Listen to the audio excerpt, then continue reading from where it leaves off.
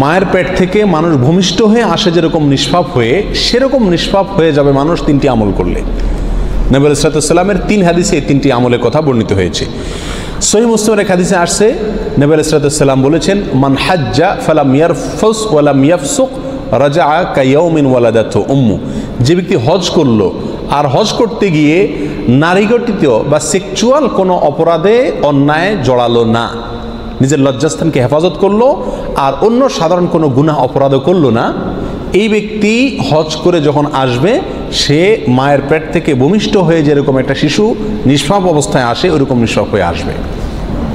তাহলে একটি আমল পেলাম, যে আমলটি হলো হজ করা, যে হজে কোনো কি থাকবে না, সেক্সুয়াল অপরাধ থাকবে না এবং অন্য কোনো গুনাহ থাকবে না।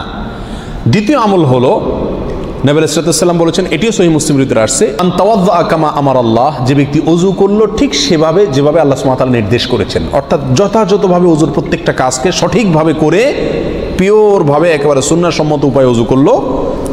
ওয়াকামা, এরপরে দাঁড়ালো, ফাসাল্লা, এরপরে সালাত আদায় করলো, ওযুর 2 রাকাত সালাত আদায় করলো। ফাহামিদাল্লাহ ওয়া আথনা আলাইহি ওয়া মাজ্জাদাহু, এরপরে সে আল্লাহর প্রশংসা করলো আর আল্লাহর গুণগান করলো, আল্লাহর স্তুতি বাক্য প্রকাশ করলো।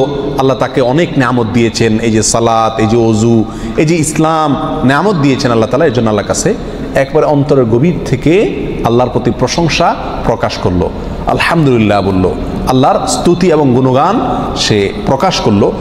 বলল ওয়াফাররাগা কলবাহু লিল্লাহ, আর তার অন্তরকে আল্লাহর জন্য খালি করে নিল। আল্লাহর জন্য খালি করা বলতে অন্তরে দুনিয়ার বড়ত্ব, দুনিয়ার মোহ, দুনিয়ার নেশা, কোনো কিছুর প্রতি টান, যত কিছু থাকে সব কিছুকে তুচ্ছ করে আল্লাহ সুবহানাহু ওয়া তাআলার ভালোবাসা, আল্লাহর আনুগত্য, আল্লাহর প্রতি ঈমান, আল্লাহর প্রতি ভালোবাসা, এটাকে অন্তরের সর্বোচ্চ মাত্রায় স্থান দিল।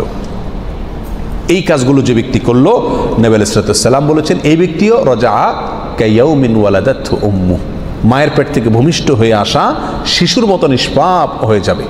3 নম্বর আমল হলো, আল্লাহ সুবহানাহু ওয়া তাআলা বলেছেন হাদিসে কুদসিতে, ইযাবতালাইতু আবদাম মিন ইবাদি, আমি যখন আমার কোনো ইমানদার বান্দাকে কোনো একটা বিপদে ফেলি, কোনো একটা মুসিবতে ফেলে তাকে আমি পরীক্ষা করি, ফাহামিদানি ওয়া সাবারা আলা মা বালাইত, এরপরে যদি সে আমার প্রশংসা করে ওই বিপদে পড়েও এবং সবর করে আমি যে বিপদ দিয়েছি সেই বিপদে, খুশি মনে যে আল্লাহ আমাকে পরীক্ষা করছেন এই চিন্তা থেকে সবর করে এবং আমার প্রশংসা করে, তো নবী আলাইহিস সালাম বলেছেন, এই ব্যক্তিও রাজাআ কায়াউমিন ওয়ালাদাতহু উম্মু, মায়ের পেট থেকে ভূমিষ্ঠ হয়ে আসা শিশুর মতো নিষ্পাপ হয়ে যায়।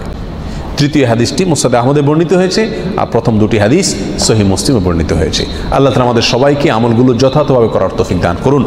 তবে মনে রাখতে হবে, বড় কোনো অপরাধ যদি কেউ করে থাকে তাহলে সেটা থেকে মুক্তির বা সেটা মাপ পাওয়ার একমাত্র উপায় হলো তওবা করা, খাঁটি অন্তরে ওটা না করার জন্য প্রতিজ্ঞা করা, পিছনে যা করা হয়েছে তার জন্য ক্ষমা চেয়ে লজ্জিত হওয়া। তাহলে ইনশাআল্লাহ বিইذনিল্লাহ সব গুনাহগুলো থেকে কি পাওয়া যাবে? মাফ পাওয়া যাবে। আল্লাহ তাআলা আমাদের সবাইকে সমস্ত গুনাহগুলোকে মাফ করে তারপর দুনিয়া থেকে যাওয়ার তৌফিক দান করুন।